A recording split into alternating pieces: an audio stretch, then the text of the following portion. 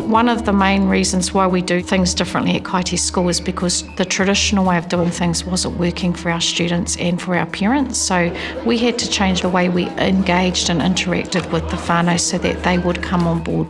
So every year we have whānau hui or surveys, and we gather whānau aspirations on what they would like to see in the school. Add to the post-it notes and put it onto the poster, either this one or this one.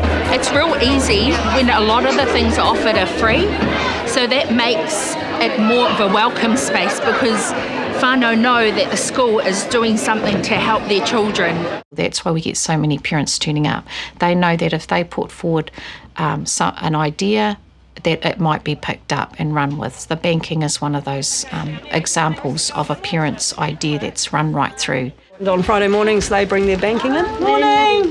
Thank you! I then input it into my system so that I've got a record of it, and then we send it off to the bank. ANZ really came to the party, and Ngāti Porou also partner with us to help to support the children. So I get the money and then I sometimes I give it to Kokabeth or sometimes my mum will, and then it goes to the bank. So last year I saved $900. One of the other projects is our swimming academy project. Before, we didn't have any swimming project, but we partnered up with Swim for Life Tairāwhiti. I was a teacher at Kāiti in 2013. They found out that I was a qualified coach and learned to swim teacher, so very quickly pulled me in to start running a program trying to make sure that every child leaves primary school and is able to swim 200 metres. She sort of gave me the order, turn up at such and such a day, such and such a time, and it's all gone from there, yeah.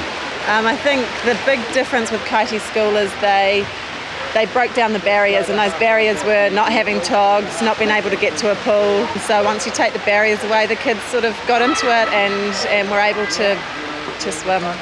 The breakfast thing is something else that I started, and with the help of a few staff, principal, DPs, we got the breakfast running. Now they can go off to class and be happy, and it's great. It's really great. Everybody comes to breakfast. The whānau decided in 2012 that they would like to keep their children at Kāiti School in the bilingual side in the immersion side of the school, and have a class that had a high digital component. So we partnered up with Bailey Mackey, who is an ex-Kāiti student.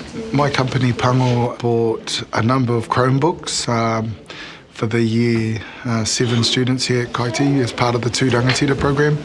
I like that we get to do different opportunities than the year 6s. We get to plan our own week and we have the best teacher. Kapai looks good. It's success focused, it's strength focused, it's not deficit.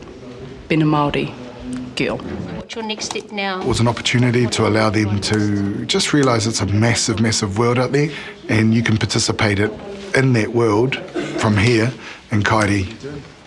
He really wants to see the other Kāiti kids, as he calls them, do really well. One of his things that he says all the time is Kāiti kids can, and we believe that. Kia ora, my name is Miki Goldsmith. I am 6 years old and a student leader at Kāiti School. I wanted to make them more smoke-free because the smokes create more rubbish. So our students decided that they weren't very happy with the way it looked across the road, so they wanted to make a difference over there. So they all wrote letters to the owner of the mall, who happens to be Ming Foon, our mayor, asking him if he could make a few changes over there to make it a better place for our community. We did heaps of campaigning to put this forward, and we did posters, we did surveys, and 90% of them wanted a smoke-free mall. And in November they launched the mall smoke-free, so that's really exciting. I would love to see more rubbish bins around the Kāiti Mall, and maybe even a few recycling bins too. I love that the mall is going to be smoke-free. I now won't have to breathe in that yucky air when I walk past. If you really believe in these children that they can do anything, they will.